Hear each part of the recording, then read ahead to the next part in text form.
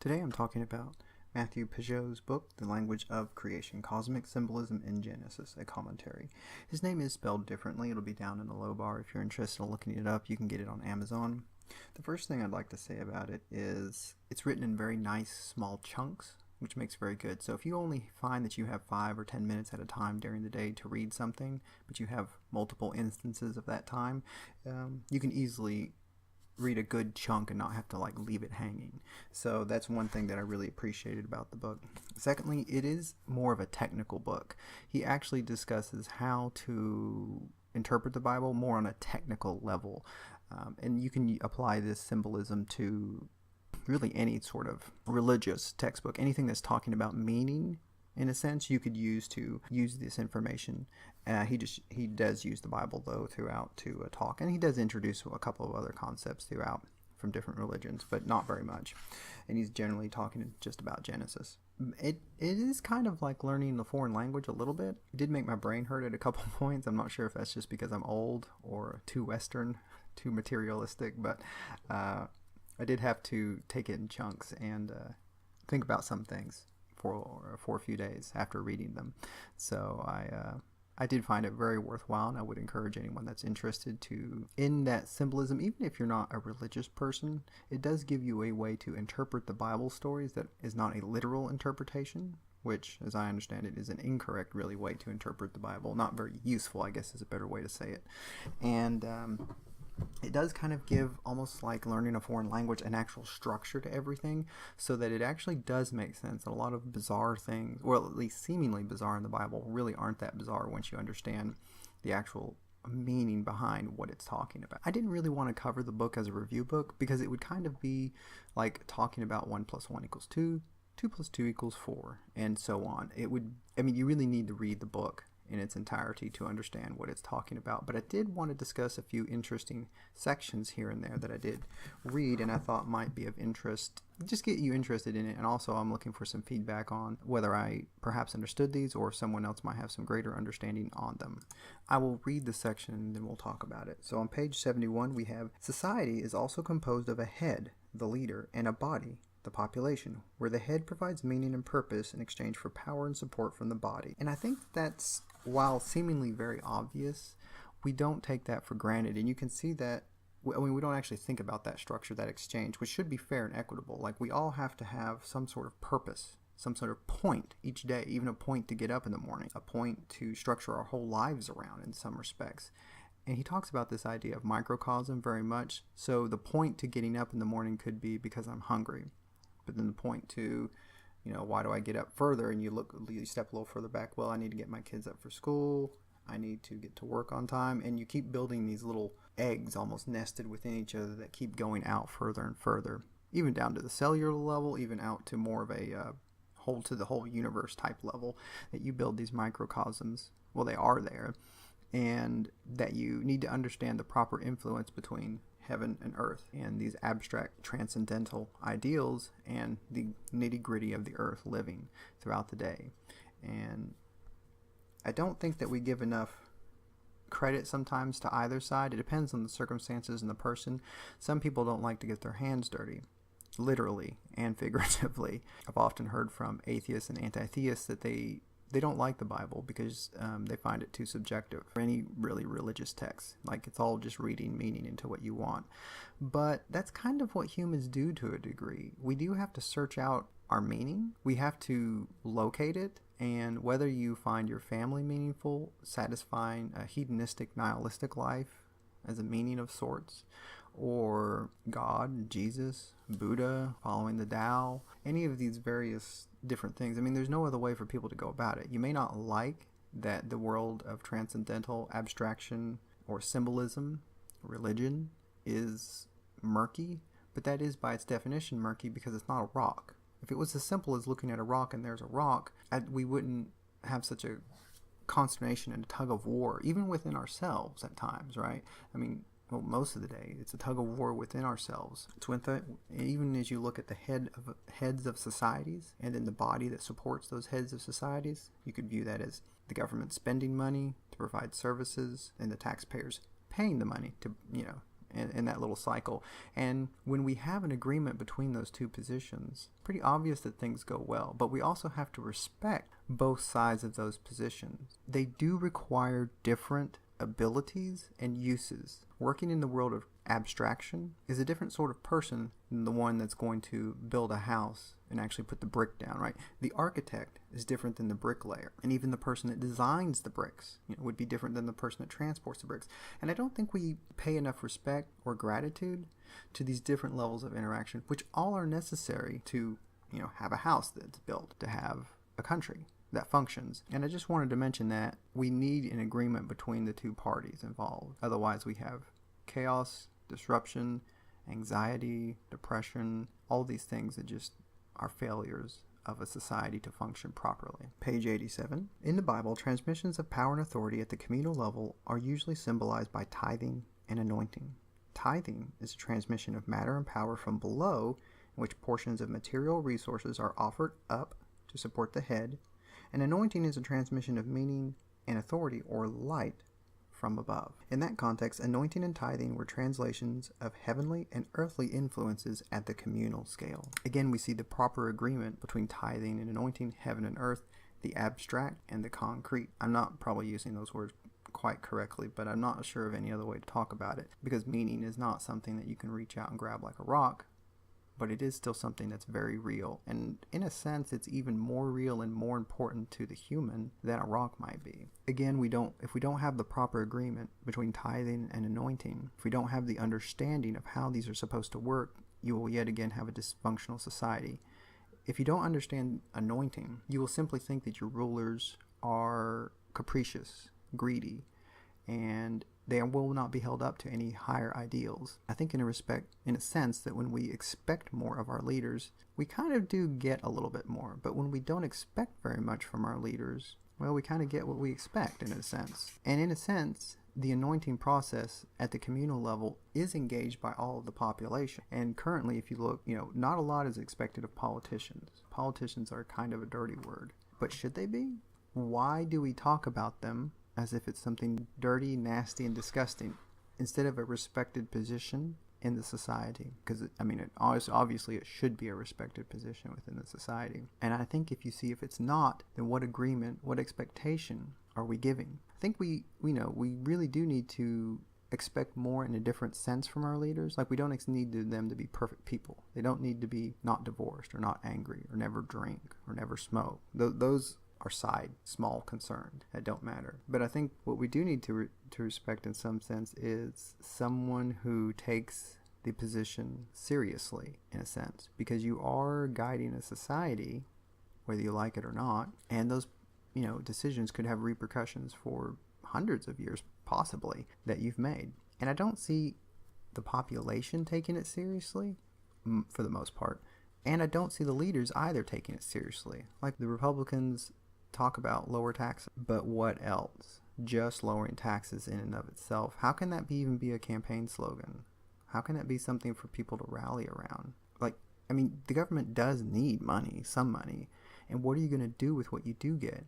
It's nice if you can pare it down as little as possible, but you still will need some taxes. So what are you actually going to do? Just lowering taxes to lower taxes seems ridiculous to me if we don't have an overall plan. Well, on the other side, you see free Medicare, free this, free that, right? Okay, yet again, you're spending money, but there's no discussion of, is that sustainable? Is that sustainable for 100, 200 years even? That we just give people free stuff? And especially with the way our country is currently set up in other regards, like as to immigration and our immigration refugee status policy and that. How is that even going to work? People getting free stuff, even free healthcare, has consequences. People don't have to pay something for something in a real sense at the time of the transaction. It's kind of like getting a credit card, but you never have to pay the monthly payment. How many of us would be responsible with a credit card that we had no monthly payment due on? I have no doubt that there's some of us that would be. But I also have, no human nature, and that's a great temptation to all of us. And that doesn't seem to be sensible either, in one respect. What is the point behind these beyond just today? I want my free stuff, I want my lower taxes, okay. But what about tomorrow, the next year? Like, where would that lead? What's the point of that? Okay, you cut taxes, but the government's still spending tons of money, and it doesn't seem to be smart spending. And on the other side, you're spending tons of money, and again, this doesn't seem to have any spending to be a point to anything other than I'm giving you free stuff, vote for me. On the other side, you could also look at the tithing part as everyone should tithe something, such as even if we had a, 10%, say, flat income tax in the United States. So even if you made only $10,000, you would still pay 10% of that, because everyone needs to give something to feel like a contributing member. When you only get something to your community and you never give something, I do think that you can see that could warp a person and even could warp generations over time, because you're not giving the person the opportunity to add anything. And I think that part needs to be talked about seriously as well, that it doesn't matter who you are or what your position is. You can always add something, because that means that you're valuable. And if you are just always getting but never giving, well, you're kind of a parasite to a degree. And I think that does rot at the human soul, so to speak. And it does destroy people spiritually. Page 99. To appreciate the general meaning of these structures, it is only necessary to understand the basic interactions between heaven and earth. Simply stated, one must feed the spiritual to make it visible, explicit, detailed, and tangible. And speaking of someone who is not very ritualistic or feels much compulsion to do those things, there is something different about attending like a mass, something that we've done for generations and generations, and there is some sort of feeding of the soul. Like, even if you read Marcus Aurelius's Meditations, I think that would count as food for the soul in a way. And we have greatly neglected feeding our souls. I don't know what the technical definition, doesn't really speak about a soul in here, but I've always thought of a person's soul as all the actions that you do in your life add up to your soul. So you kind of build your soul to a degree. I mean, you obviously have a starting point for something, but because of all of our ancestors and all their actions. But it's, if we don't have a purpose, and it has to be a real purpose too. It can't just be, I'm hungry, I'm horny, I'm thirsty, I want recognition, I want social status, I want money, just because it makes me feel better. I want a nice car. Those sorts of things are short term, but they don't sustain over years to something that means a productive, meaningful, happy life, one that, had a point to it. And because of our lack of feeding the spiritual, and in some sense almost rejecting the spiritual entirely, which, if you don't like the word spiritual, think of identity, meaning, purpose, community, and the abstract ideals. Without those, we can't build up to something greater. And I do think that this leads to a problem currently in our society, where we do seem to have a moral deficit. Like, we can't even really talk about morality to a large degree, because we're almost afraid to admit that there is some objective morality, objective sense. There is a good and a bad in life. There are good things and bad things. We kind of want to have the idea that everything's good as long as you aren't hurting somebody else. And I don't think that's the good way to go about society in general. For example, one thing that we know is that children do much better when they have the biological mom and dad in the household overall. And that's not something that's taught about even really in schools, how important that is to well-functioning children.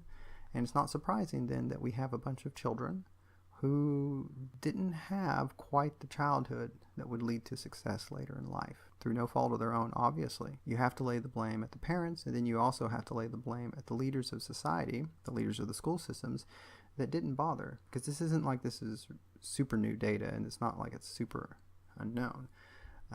And that simple fact isn't even taught to children, how important it is. Maybe that's a reason, for some reason, to have marriage be something more than just a business contract. We live together and share our finances. Okay, but we need more than that. We also need more than that to keep people together.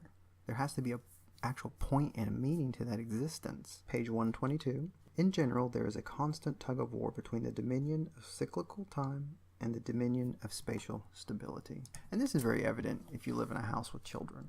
It takes work just to keep the house maintained. Just to keep the dirty clothes in the hamper takes work. Cyclical time is always churning, and things are just like getting ground down further into not a stable place, not a stable structure. And there does have to be a significant amount of work to maintain just the stability, let alone adding something new. And I don't think we respect this process of people that to keep the power on, to keep the roads running, requires all work all the time to keep those things functioning. And also in our spiritual side, in the abstract side, the things that give us meaning and purpose, those take work too. And that goes again back to kind of the idea of ritual, of even some sort of meditation or thinking, reading, conversing with others, that you do actually have to do work to maintain your virtue. If you like to think that you're a good person, or you try to be a good person, that takes active work every single day. No one is, I don't know, is just a good person automatically. It takes an active effort of will just to keep things above water. I guess that is an apt metaphor, kind of, or symbolic representation, that not to sink in the ocean, it does take a lot of work just to tread water. Even if you make a boat to sail in the ocean with, look at all the work that is required to make a boat and make it seaworthy and to get the sails and everything else functioning properly. I don't see a respect for the work just to maintain our society. People want to constantly innovate and change, progress, as it were, in society, but they're not respecting that in that progression, you can destroy things that were functioning that you took for granted and you didn't even pay attention to. And that we really don't take the constant grind in society seriously. Now, of course, we do feel it in our own lives a little bit. You know, your house gets very messy. The litter box gets very messy if you go 3 days without changing it, right? So we do see this cyclical time in our life, but I want to broaden that out also to look at that our society is that sort of function. All of the work that we take for granted, even the idea that people obey, vaguely obey speed limit and stop signs. I don't think anyone ever actually thinks about that, but look at all the work society had to, how many people had to die at intersections before they realized we need to put up stop signs, and then people needed to start taking the stop signs seriously. I don't think anyone contests in society that you should stop at a stop sign. Even those that don't stop know they should stop. That just didn't happen poof. That may have taken 50 years of work, 40 years of work to actually get all that to function properly. And that's just stopping at a stop sign. That's not even something more complicated.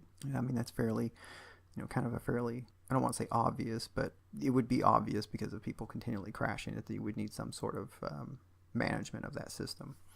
Just by dint of, crashes holding up roads and intersections and stuff, people are just not going to put up with that eventually. They need something that functions better. Talking about stability as well, we don't seem to respect the process of making a space for a particular function. It's like if you have a multi-tool that can do, 15 different functions, it doesn't work as well as one tool that does one function for that one function.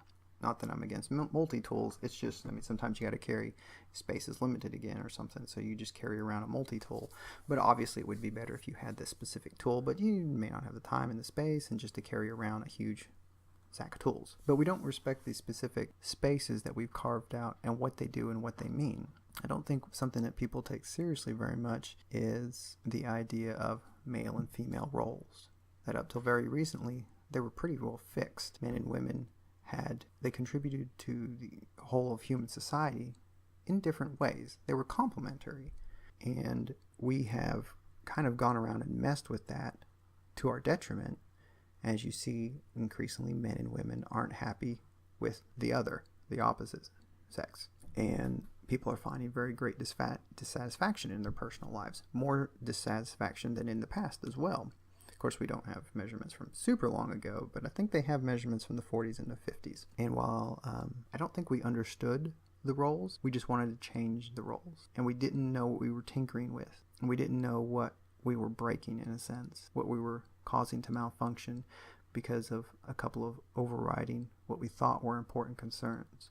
But I think as we go along, we find that they're increasingly not that important, such as the ability to have sex with multiple people without getting pregnant. Is that really that advantageous? Is it really that useful? And remember, we're not looking at just today or a week, but we're looking over a person's lifetime and then over many lifetimes of those generations. What if you just had sex with 3 people or 30 or 50? Over generations, does it really?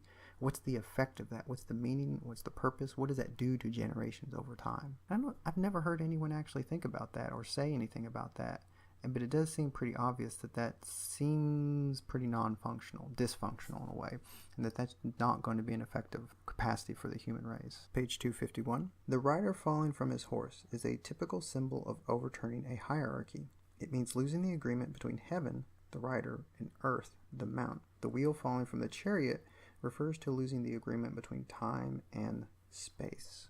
This analogy caught me by surprise a little bit, because if you've read any of Jonathan Haidt's work, you know that he talks about the rider and the elephant very much.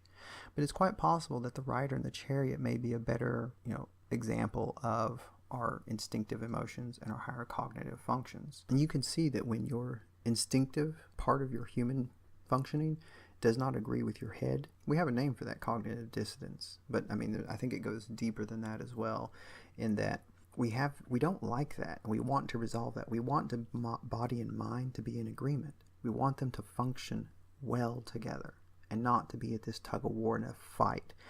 And in some respect, the reason I kind of like the chariot analogy a little bit different than the elephant is, there's not the idea that they both need to work together. The elephant doesn't need a rider. The elephant can just walk and go wherever it wants. What function does the rider serve to the elephant? If anything, the rider seems to be an imposition on the elephant that is trying to assert control from being outside. But with a chariot and a rider, you actually need both to function, to do anything. The chariot without the rider just sits there. May look nice, be very pretty, but it doesn't actually do anything. It doesn't have a point, doesn't have a purpose. It can't move forward. It can't move at all. Or maybe it can move, but it's reckless, right? Because it could be hooked up still to the animal that's pulling it, but without it actually needs that rider. It needs that direction. Otherwise, it's just careening all over the place at random, which is kind of like how our lives are. And when we're not able to have the agreement between mind and body, between heaven and earth, that's much what it talks about in the book. So when you have the rider and the chariot functioning properly together, it's pretty awesome. You can get things done really quickly, really well. And the more the agreement works between the two, the better things can get done, the better you can move forward. And so I actually think that this is probably a better analogy, although there's no way I can let Haidt know. And it also goes back to the symbolism in the book. He mentions that chariot and rider analogy because that often takes place in the Bible to some degree and other symbolic interpretations. And it's kind of like Haidt kind of hit on like 80% of that analogy just through his scientific work. Yet again, though, if we can have the psychological measure up with the theological and the religious and the symbolic, again, we have more agreement. So when we can get more agreement, we can have a better functioning society between all these different levels, not at just a base level. Like in some respects, I feel like people want to try to get agreement on these little tiny weird issues like the bathrooms. Who gets to use bathrooms, right? Where and when and all that sort of thing. And it's like, okay, arguing about this bathroom stuff is pointless and kind of dumb because it's a symptom of way larger issues that you need to trace back further in the branch of the tree, so to speak, of all these dividing issues. If you could solve the real issue, it would be like, I guess, the rider being upset that the chariot isn't running as well. Like he wants different wheel size or something, and it's like he's arguing about it. But it's like, okay, what are you doing? What wheel size do you need on your chariot to go through what terrain? Mud, paved city streets, cobblestones, Is it a dirt road? All these different things you could take into account for a chariot racer, I'm sure, of what sort of surface they're racing on. What sort of animal will be pulling the chariot, right? All these little factors that do make a difference, but where are you going? What is your point? That's what you actually have to decide. And once that's decided, it makes these other smaller decisions much easier. So I think in some respect that we need to have a discussion about what is the point of the United States. If we can come to an agreement on what's the point of the United States existing, then we can have more, chances are we can have more agreement on these other issues as they come down the tree, as we keep going out. But until we have that serious sort of discussion, and it kind of has to, I guess, happen in a society level to some degree, that we'll just continue with this endless fighting kind of forever over these smaller issues, because there will always be these small issues cropping up. It's kind of like if a husband and a wife never talk about, well, do you want to have kids? If they never talk about that, one assumes one way and the other assumes the other way, they're going to have constant conflict, constant fights over and it's going to be all over stupid stuff too. It's going to be just spill over into everything will be a conflict. because they won't talk about the root problem that they're avoiding, which, I mean, honestly, they may not even be aware sometimes. Sometimes this happens just through, again, a lack of feeding the spiritual, not paying attention to what's the point. What are we doing here? What's going on? Page 267. Even in a world ruled by science, encounters with UFOs and hybrid monsters continue to be reported. Like divination, this level of perception lies beyond the scope of scientific inquiry, not because it has yet to be discovered, but because it can never be clearly identified. UFOs always vanish as soon as they are identified. And I included that I just thought it was interesting that you do have this term, this box that you put something in, UFO. But as soon as you see, oh, that was a bird, oh, that was a frisbee, oh, whatever, that was just an artifact of the camera process, it's gone. So, it makes it impossible to study. And in some respects, we also talk about this, I think you can think of this in a larger societal context, in that a event happened a week ago. And we're always trying to discover, these past, you think of politics now or any historical event, and we're always trying to ascertain the truth of it. But in some ways, we have a problem with that because it's already gone. It's already into the ether, into whatever, into the past, chewed up by time. And I enjoy history, so I'm not saying it's pointless to talk about history or to research things or to try to figure out what happened, investigate. But I do think we have to maybe perhaps realize in some respects that we're kind of fighting against time there, and we have to respect that process of, it's really hard to be certain about things in the past, and the further back we go, even more difficult to be certain of things, just because time chews it all up. So if something made it to today and it lasted for a long period of time, we probably should try to respect that to some respect, or at the very least understand all aspects of it before we carelessly break something. Page 287. On the communal scale, a child may grow up to disregard the spirit of his forefathers by revolting against the principles and laws of his ancestors. In summary,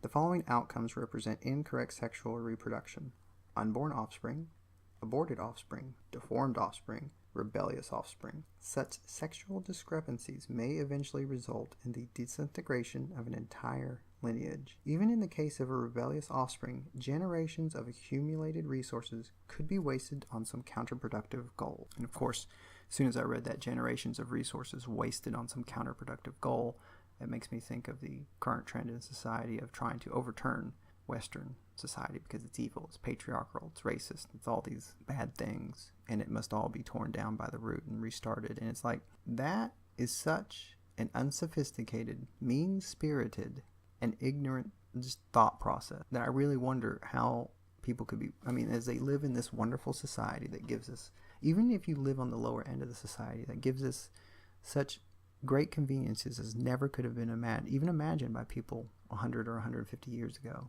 and all in the past of human history, that we have spent so much time and resources on making an environment for our children.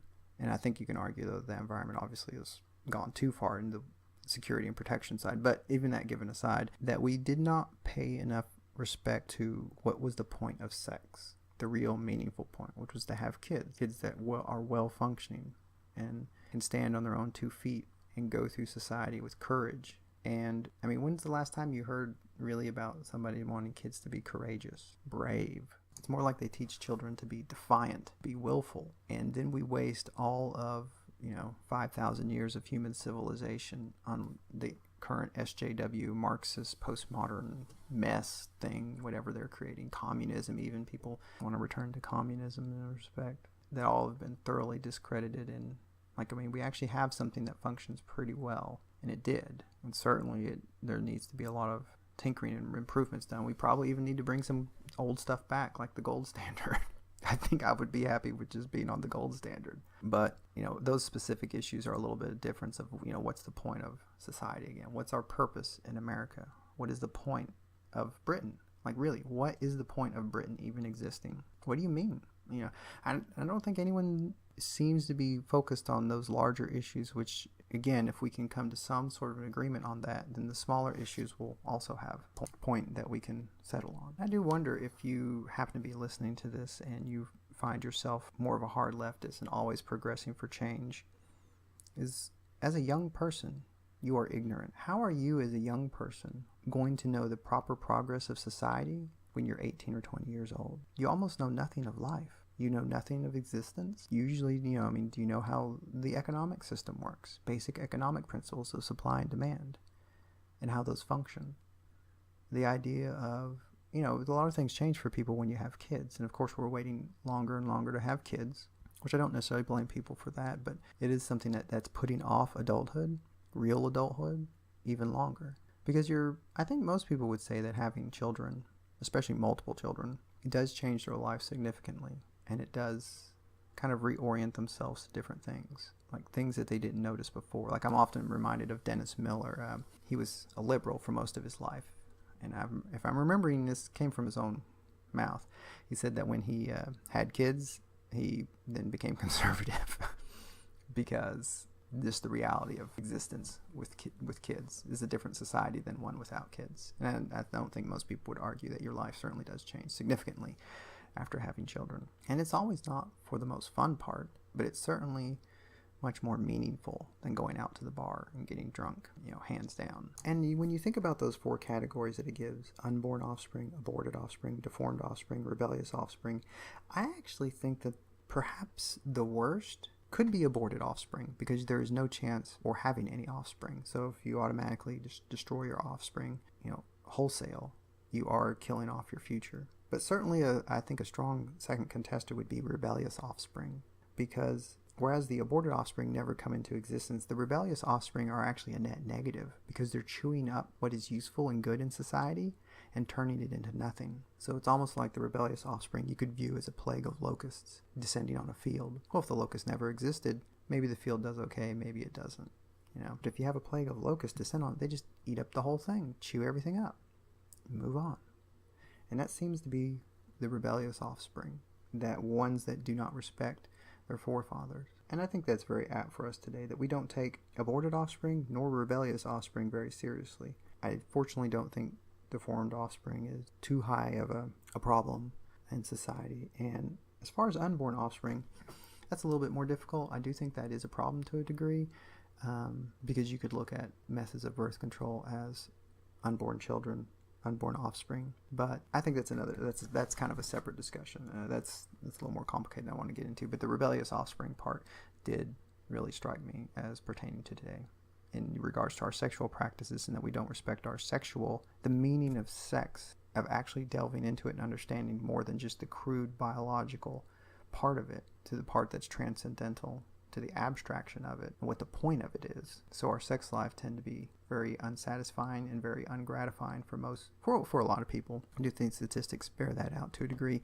The Tinder culture of dating and whatnot, even though people are probably having more sex with different people than probably ever could in society, with less apparent negative ramifications, they're more unhappy with that. And that's not something that is talked very much about, or that people think, but what's the point of it beyond just getting off right here in this, this right now today? Again, if we can come to an agreement between heaven and earth, between our biological base urges and where we're moving toward, what's the point, we can have less consternation, anxiety, depression, all these things that just seek and invade when that agreement is distorted.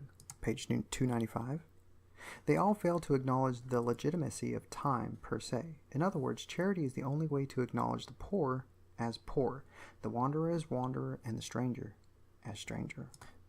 It just struck me as not only good writing, and to a large degree, which I do appreciate the writing greatly in the book. It is quite well written, very readable, even though I think it's dealing with a very technical subject that's not as easy to understand as most people would assume.